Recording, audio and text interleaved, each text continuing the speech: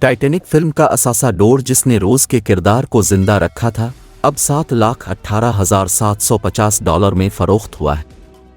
इस नीलामी के बाद डोर के सहारे के बारे में एक बड़ी बहस को शुरू कर दिया है।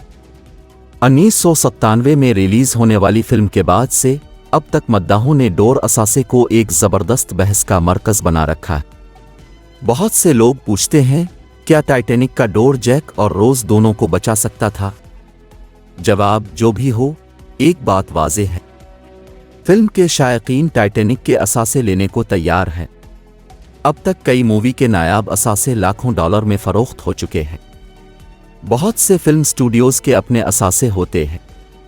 इन फिल्म असासों की असली कहानी क्या है, ये जानने के लिए न्यूज़ डॉट की ये वीडियो देखते रहें।